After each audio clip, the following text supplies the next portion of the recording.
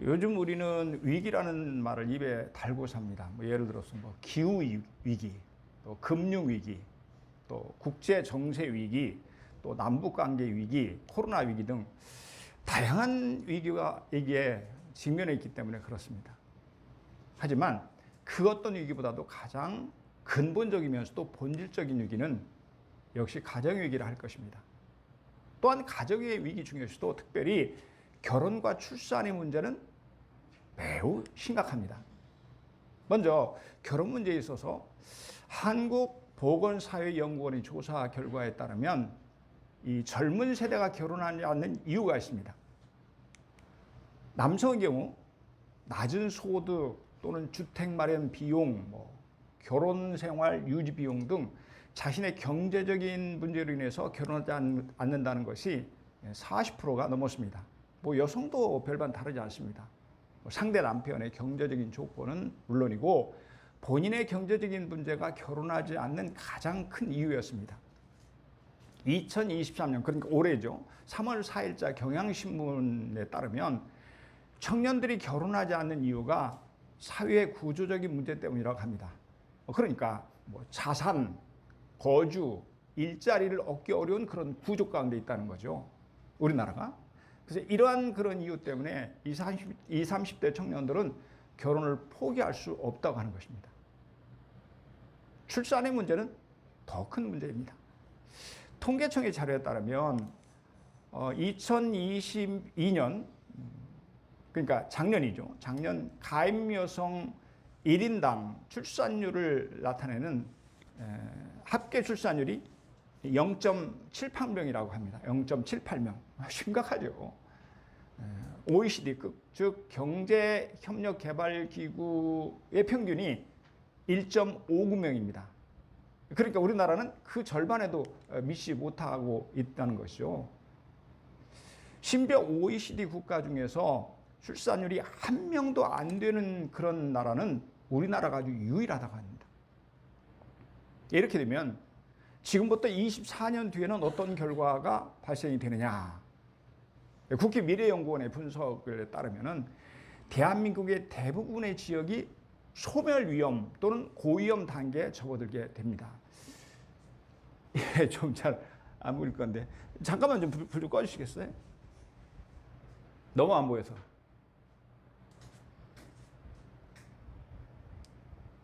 이게 이제 2017년 통계고요. 30년 후인 2037년, 2047년, 그러니까 지금으로 말하면 지금부터 4년 후에 그 결과입니다. 이제 어떻게 이해하면 되냐면 초록색이 그래도 제일 안전한 것이고 노란색이 조금 위험, 그다음에 빨간색은 소멸 지역입니다. 그래서 2017년도가 이렇게 나왔어요, 이게. 그리고 이러한 추세대로 계속 나간다 하면은 말씀드린 대로 30년 후에는, 그러니까 지금부터 24년 후에는 이렇게 다 소멸된 그런 위기에 처졌다. 예, 좀 켜주세요. 그래서 이제 최근 가장 심각한 사회 문제로 결혼과 출산에 관련된 주제들이 계속해서 언론을 통해 쏟아지고 있습니다. 정치권은 물론이고 교육계 또는 지방단체까지도 이 문제를 매우 심각하게 바라보고 있는 시점입니다. 그런데 문제는 뚜렷한 해법이 없다는 것입니다. 지난 17년 동안 출산율을 높이겠다고 쏟아부은 돈이 자그마치 320조였습니다. 그 엄청난 돈을 쏟아부었음에도 불구하고 우리 사회는 저출산을 넘어서 이제는 초저출산의 위기를 맞이하고 있습니다. 사실 이러한 위기는 이미 사회 곳곳에서 감지되고 있습니다. 젊은 세대들 사이에서는 비혼 선언이 마치 유행처럼 번져나가고 있습니다. 비혼 선언. 나는 결혼하지 않겠다는 거예요. 또 저출산으로 해서 소학과 폐업이 계속되고 있고 심지어 학령 인구, 그러니까 취약 인구죠. 학교에 들어갈 아이들이 감소해서 도심의 학교들이 폐교되는 그런 상황까지 발생하게 되었습니다. 지방은 말할 것도 없이 심지어 도시에서도 폐교되는 학교가 있어요. 그렇다면 여러분, 교회라고 예의일까요? 우리가 실감하고 있는 것처럼 한국교회 성도수는 해마다 줄어들고 있는 것이 사실입니다. 특별히 교회 학교의 학생 수는 해가 갈수록 큰 폭으로 감소하고 있습니다. 다음 세대 전문가들은 한결같이 지방의 그 교회뿐이 아니라 이 도심의 교회들도 주일학교의 존폐를 걱정해야 할 만큼 빨간불이 켜진 상황이라고 진단합니다. 보다 못한 서울의 한 대형교회에서 이러한 문제를 대처하기 위해서 미래성장위원회라는 실행위원회를 구성했다는 그런 이야기를 들었습니다. 여러분, 이 실행위에서 내건 슬로건이 무엇인지 아십니까? 대한민국이 소멸하면 교회도 소멸한다. 지금 현실에 대한 아주 절박한 심정이 반영된 그런 표현이 아닐 수가 없습니다. 그러니까 대한민국의 결혼 문제, 출산 문제는 결국 교회 문제일 수밖에 없다는 것입니다. 그럴 수밖에요. 이처럼 절박한 현실 속에서 교회 역할은 무엇일까요? 사회의 구조적인 문제로 인해서 결혼을 포기하는 세대, 또한 결혼하고서도 출산을 꺼리는 신혼부부들로 인해서 결국 소멸 위험, 고위험 단계로 나아가는 대한민국을 살리기 위해서 교회는 과연 무엇을 감당해야 하는 걸까? 저출산 문제를 해결하기 위한 교회 역할이 무엇일까요? 첫째, 교회는 성경에서 그 해법을 찾아야 합니다. 창세기 1장의 6일간의 창조에서 백미는 인간 창조였습니다. 그렇죠?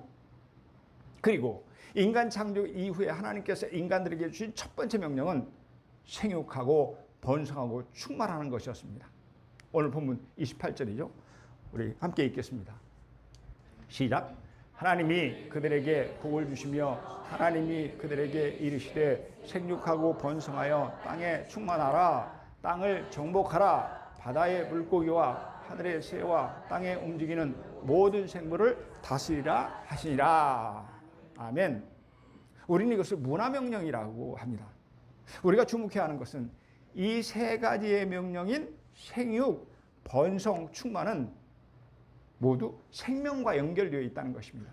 그러니까 하나님께서 창조하신 모든 것은 생명의 재창출을 위해서 존재하는 것이고, 특별히 창조 세계에 대한 청지적 사명을 가진 인간은 더더욱 생명 재창출에 순종해야 될 사명이 있습니다.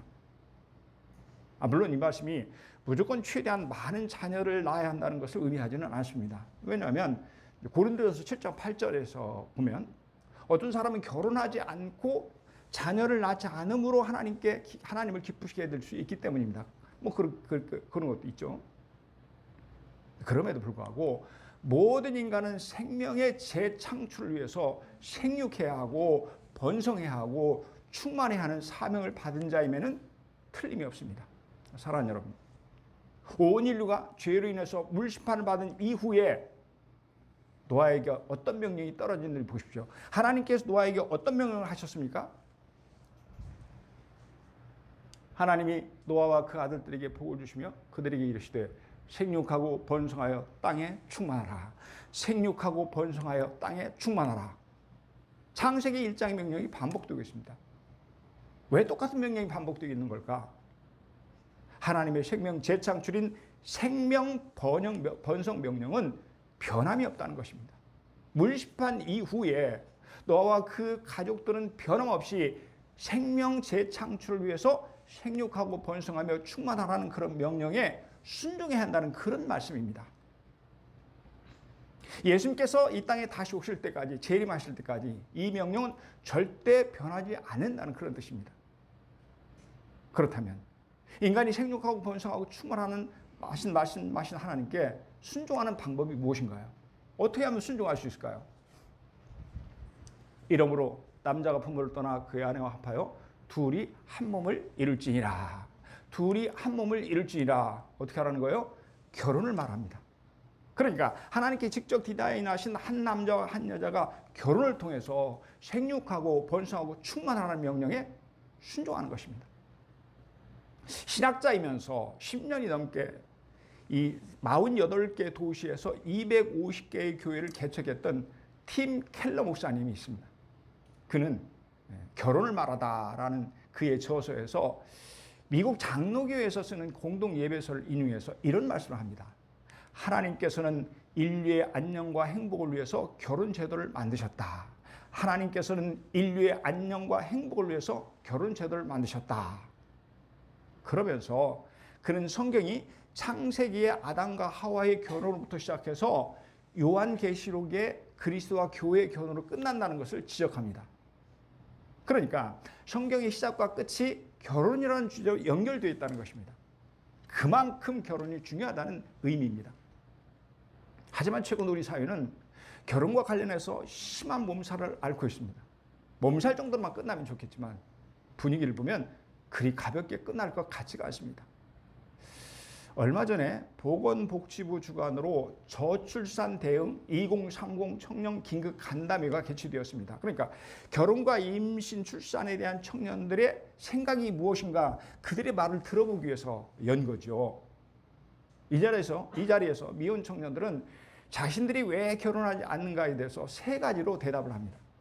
첫 번째는 안정적인 거주 마련이 어렵다는 것이고, 두 번째는 미래를 보장해 줄 일자리가 없다는 것이고, 그리고 세 번째는 결혼할 경제적인 여건이 준비되지 않았기 때문이라고 대답합니다. 한마디로 불안전한 미래 때문이라는 것입니다. 사실 우리가 이 말을 자세히 들여다보면 오늘날 미혼 청년 세대의 시선이 현실이라고 하는 환경에 집중되어 있는 것을 발견하게 됩니다. 그렇죠? 경제적인 여건, 사회적인 지위, 이런저런 스펙 등 그들이 결혼하지 않는 이유가 대부분 매우 현실적인 이유 때문이라는 것입니다. 당연한 거죠. 현실이라는 건 그렇게 우리에게 다오는 것입니다. 교회는 바로 이러한 점을 주목해야 합니다. 사랑하는 여러분, 역사 속에서 교회가 세상의 마지막 소망이 될 수 있었던 이유가 무엇이었나요? 그것은 교회가 세상이 보지 못하는 것을 보게 해주었기 때문이고 세상이 내놓지 못한 영적인 대안을 내놓았기 때문입니다. 청년들의 결혼 회피 문제도 마찬가지입니다. 교회는 현실에만 시선이 집중된 이 청년들에게 영적인 눈을 열어주어야 합니다. 현실을 뛰어넘어서 하나님이 약속하신 미래에 대한 소망을 바라보게 해야 됩니다. 저출산 문제에 있어서도 마찬가지죠. 앞서 살펴봤지만 저출산 문제는 벌써 현실이 되었습니다. 저출산으로 인해서 학령 인구가 계속 줄어들고 의대생에게는요 소아청소년과 그리고 산부인과는 기피의 대상이 되고 있습니다. 만약 앞으로 이러한 상황이 계속 진행된다고 한다면 결국 사회의 존립 자체가 위태로운 상황에 놓이게 될 것이 뻔합니다. 문제는 비단 사회적인 문제뿐이 아니라 교회 역시도 저출산 문제로부터 자유롭지 못하다는 사실입니다. 이미 여러 교회 학교 부서가 통폐합되었고 지방에 있는 교회 중에서는 이미 교회 학교가 없어진 상황도 나타납니다. 우리 교회 같은 경우는 작은 교회 같은 경우는 벌써 없어졌죠. 이러한 상황에 측면에서 교회는 현실만 탓할 것이 아니고 현실을 넘어서 소망의 미래를 바라보게 해야 합니다. 그러므로 저출산 문제를 단지 정부와 정치권의 문제로만 여길 것이 아니고 교회가 조금 더 적극적으로 문제 해결을 위해서 고민하고 기도하며 대안을 찾아야 한다는 것입니다. 아멘. 그렇다면 교회는 구체적으로 어떻게 이 문제를 풀어가야 할까? 가장 먼저 결혼과 출산에 대한 성경적 세계관을 바로 세우는 것입니다. 하나님께 결혼을 통해서 가정이라는 공동체를 직접 디자인하셨다는 이 사실과 또 그 가정을 통해서 하나님 나라의 통치가 이루어지겠다는 사실을 깨닫게 해야 합니다. 뿐만 아니라 창세기에서 말하고 있는 생육하고 번성하고 충만하라는 이 명령이 새로운 생명의 탄생을 위해서 얼마나 중요한가를 바로 알게 해주는 것입니다. 다음으로는 교회 안에서 좋은 가정들을 세워서 롤 모델로 삼는 것입니다. 그걸 롤 모델로 보여주는 것입니다. 백문이 불여일견이라고 그 어떤 이론적인 것보다는 좋은 가정들을 직접 경험하게 하는 것입니다. 직접 경험하게 함으로 말미암아 결혼의 기쁨을 알게 하고 출산의 의미와 행복을 그들로 하여금 느끼게 해주는 것입니다. 이처럼 교회가 이 본질적인 일부터 감당하기에 힘써야 합니다. 어떤 한 신문사에 보낸 기고문에서 이런 이야기를 접한 적이 있습니다. 그러니까 기독교인의 출산율을 가정한 시나리오에 대해서 이제 기고를 한 거예요. 기독교인의 출산율을 1.0, 2.0, 2.5로 가정하고 비기독교 국민의 출산율을 1.0이라고 가정한 시나리오로 미래를 단순 계산으로 추정해보자. 기독교인의 출산율이 1.0이라고 가정하면 우리나라 인구도 교회 성도도 세대당 절반으로 기하급수적으로 줄어서 나라와 교회가 모두 소멸될 것이다. 뭐 당연한 거죠. 현재 5천만 대한민국의 인구의 20%가 기독교인 것으로 추정하면 그렇게 추정해 보는 겁니다. 3세대가 지난 100년 후 나라 전체 인구는 625만 명이고 기독교인은 125만 명으로 줄어들어서 200년 후가 지나게 되면 전체 인구가 78만 명, 기독교인의 15.6만 명으로 줄어들게 됩니다. 정말 상상하기조차 두려운 멸종의 길이다. 앞으로 100년, 200년, 300년 완전히 멸종이 될 그런 상황에 처한다는 거죠.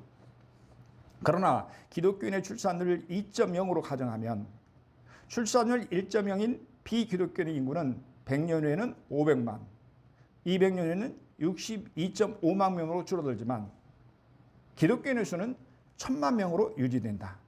그러나 기독교인의 인구 비율은 높아지지만 이 시나리오도 국가 존립이 가능한 시나리오가 아니다. 뭐 첫 번째 경우보다는 조금 낫겠지만 이것도 역시 멸망의 길이라는 거죠. 멸종의 길이라는 거죠. 마지막으로 기독교인의 출산율을 2.5라고 가정하면 비기독교인 인구는 100년 후 500만으로 감소하지만 기독교인은 1953만 명으로 증가하게 된다. 200년 후에는 비기독교인은 62.5만 명으로 줄어들지만 기독교인은 3,814만 명으로 늘어나게 된다. 이 시나리오는 기독교인 출산율에 힘입어서 국가의 인구 절벽 문제를 해결하는 해법이 될 수 있다. 이 방안을 실천하기가 너무 힘들까? 나라와 교회의 존립을 위한 신앙의 차원이라면 실천하지 못할 일도 아닌 것 같다. 정부의 지원 정책이 병행된다면 실현성은 더 높아질 것이다. 말씀드린 대로 이게 기고문이에요. 사랑하는 여러분, 하나님께서는 우리에게 생육하라, 번성하라, 충만하라고 명령하셨습니다. 또한 이것이 축복이라고 말씀하십니다. 그러므로 우리에게는 이미 답이 있습니다. 우리 인생의 만능 해법이신 하나님의 말씀에서 우리의 살 길을 찾고 그 길을 다음 세대에게 보여줄 때에 현재 위기는 반드시 기회가 될 줄로 믿습니다. 여러분, 저출산 문제를 해결하기 위해서 교회가 할 역할은 무엇일까요? 첫째는 성경에서 그 답을 찾아야 되고, 그리고 두 번째는 교회의 2000년 기독교 역사 속에서 그 해법을 찾아야 합니다. 역사는 과거와 현재의 끊임없는 대화이다라는 말이 있습니다. 영국의 역사학자 E.H. 칼의 말입니다. 기독교의 2000년의 역사는 수많은 교훈의 보물창고입니다. 예를 들어보면 현재 살아가는 우리의 심각한 고민은 과거 누군가가 했던 동일한 고민이었고, 또 우리가 헤매고 있는 인생 미로 역시도 과거 믿음의 선배들이 이미 지나갔던 길입니다. 따라서 믿음의 선배들의 지혜에 우리가 귀를 기울인다면 예상하지 못한 좋은 해법을 얻는 탁월한 은혜를 경험할 수 있을 것입니다. 특별히 종교개혁 시대 개혁자들의 그 목회 현장은 매우 치열했습니다. 그들은 로마 카톨릭과 교회와 신학개혁을 위한 끝없는 싸움을 해야 했을 뿐만 아니라, 잘 알려진 사실이죠. 그것뿐이 아니라 당시 유럽 인구를 3분의 1이나 줄어들게 만든 흑사병과는 생사를 거래할 만큼 아주 치열한 싸움을 벌였습니다. 이 엄청난 사회적 문제 앞에서 종교개혁자들이 어떤 태도를 취했는가 보시길 바랍니다.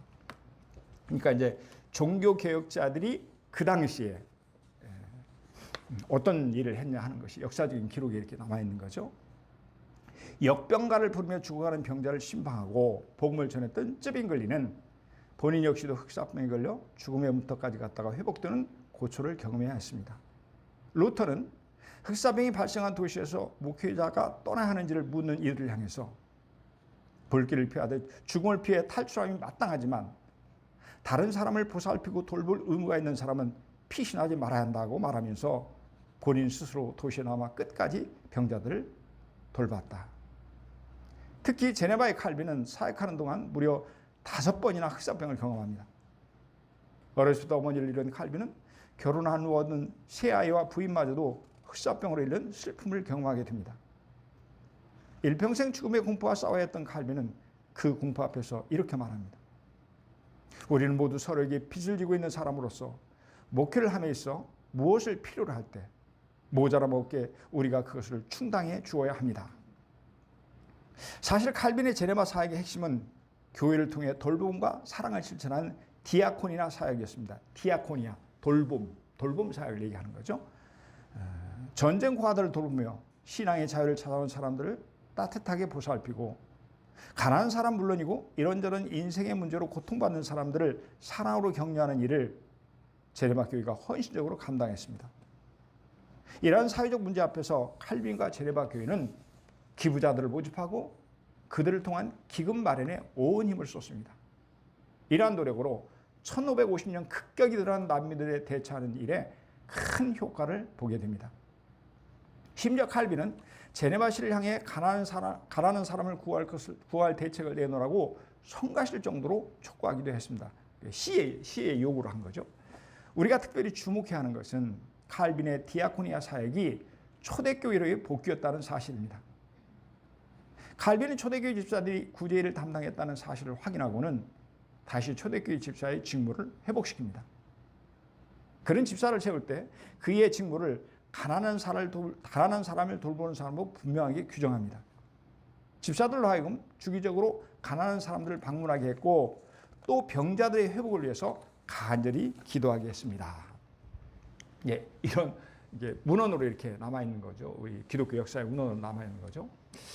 여러분, 이러한 이 칼빈과 제네바 교회의 헌신은 로마 교회 성도들에게 향해 했던 사도 바울의 말을 떠오르게 합니다. 우리 함께 읽겠습니다. 시작. 즐거워하는 자들과 함께 즐거워하고 우는 자들과 함께 울라. 서로 마음을 같이 하며 높은 데 마음을 두지 말고 도리어 낮은 데 처하며 스스로 지혜 있는 채 하지 말라. 그러니까 개혁교회와 개혁자들은 흑사병이라는 사회의 위기를 어떻게 했습니까? 교회와 하나님 나라를 위한 기회로 삼았습니다. 병들어 고통받는 사람들을 외면하기보다는 오히려 그들을 찾아가서 위로했고 죽음을 앞둔 자들의 고통을 오히려 천국 소망을 전달하는 은혜의 기로 삼았던 것입니다. 그들은 즐거워하는 자들과 함께 즐거워했고 우는 자들과 함께 울면서 당면한 사회의 문제를 교회의 문제로 받아들이고 그 해결을 위해서 온 마음과 정성을 쏟았습니다. 이처럼 종교개혁 시대 교회와 개혁자들이 사회적 책임을 다한 결과 오늘날 위대한 개혁교회가 세워지게 된 것입니다. 바로 이 모습이 오늘날 우리가 직면하고 있는 결혼과 저출산 문제를 대하는 교회의 태도가 되어야 할 것입니다. 왜 젊은 청년들이 결혼을 꺼리고 있는지, 왜 젊은 부부들이 새로운 생명의 탄생이라는 기쁨 앞에서 망설이고 주저하고 두려워하는지, 교회가 그들의 말에 귀를 기울이면서 자신들의 기득권을 내려놓고 우리의 기득권을 내려놓고 고민하는 젊은 세대를 위해서 그들과 함께 울고 함께 공감의 자세로 나가야 할 것입니다. 이럴 때 비로소 교회가 그들을 실제적으로 어떻게 도와야 하는지 그 답을 찾게 될 것입니다. 저출산 문제를 해결하기 위한 교회의 역할은 무엇인가? 첫째는 성경 말씀에서 그 해답을 찾아야 되고, 둘째는 기독교의 역사 속에서 그 지혜를 얻어야 되고, 그리고 세 번째는요, 실제적인 대안입니다. 교회와 국가가 함께 해법 찾기에 마음을 모아야 합니다. 여러분, 왜 교회가 국가와 함께 결혼과 저출산 문제를 해결해야 할까요? 칼빈은 하나님께서 우리에게 영적인 정부와 정치적인 정부를 주셨다고, 선물로 주셨다고 말합니다. 그러니까 교회는 영적인 세계를 통치하기 위해서 하나님께서 세우신 신적인 기관이고, 반면에 국가는 외적 세계를 통치하기 위해서 하나님에 의해서 수립된 또 다른 기관이기 때문에 이 둘은 밀접한 관계에 있다는 것입니다. 마치 영혼과 육체가 관계를 가지는 것처럼 말입니다. 따라서 교회는 그 사회 속에서 국가와 더불어서 디아코니아, 말씀드린 대로 돌봄의 활동을 감당해야 하는 것입니다. 그렇다면 교회와 세상 정부가 어떻게 협력해서 결혼과 저출산의 문제를 디아코니아로 이뤄낼 수 있을까? 이 문제에 대해서 카이스트 명예교수인 이재규 장로님은 이렇게 말합니다. 그러니까 이제 이 문제에 대해서 장로님이 제안한 거예요. 이렇게 했으면 좋겠다. 정부에서 시행하는 정책 중 교회가 동참하여 기여할 수 있는 역할이 있다.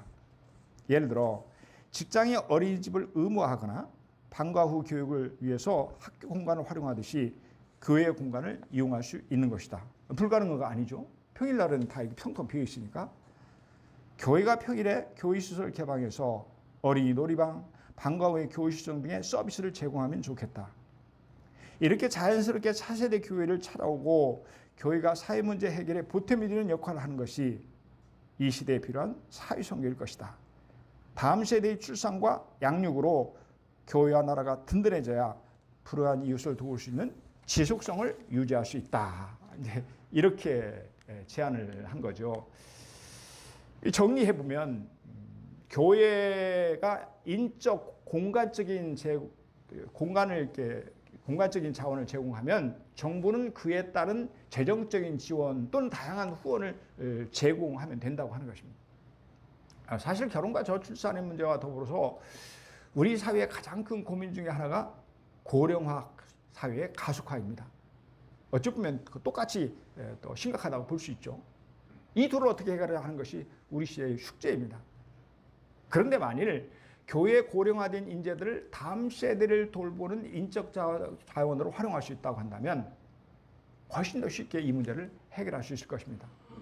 또한 이와는 반대로 국가가 교회를 노인 돌봄에 적극적으로 활용할 수 있다고 한다면 노후 부모를 부양해야 하는 젊은 세대의 고충과 어려움을 해결해 줄 수 있을 것입니다. 만약 교회와 정부 그리고 전문가들이 자금의 현실 문제에 머리를 맞대고 고민한다고 하면 반드시 하나님께서는 우리에게 닥친 사회 문제 해결에 지혜를 주실 줄로 믿습니다. 이제 더는 한탄만 하고 있을 수는 없습니다. 결혼과 저출산 문제 앞에서 10년 아니 100년 앞을 우리가 내다보고 교회와 정부가 함께 머리를 맞대야 합니다. 교회는 영적 정부로서 국가 정부의 고민을 함께 공감해야 합니다. 국가는 정신적인 역할을 경험함에 있어서 영적 정부인 교회와 협력해야 합니다. 그러면 우리 사회는 당면한 위기를 오히려 기회의 디딤돌로 삼을 수 있을 것입니다. 그러므로 우리는 진리의 말씀을 따라 성령님의 인도하심으로 당면한 사회 문제 해결에 지혜를 구해야 할 줄로 믿습니다. 우리 모두 하나님의 은총을 더욱 의지하시기를 주님의 이름으로 축복합니다. 아멘.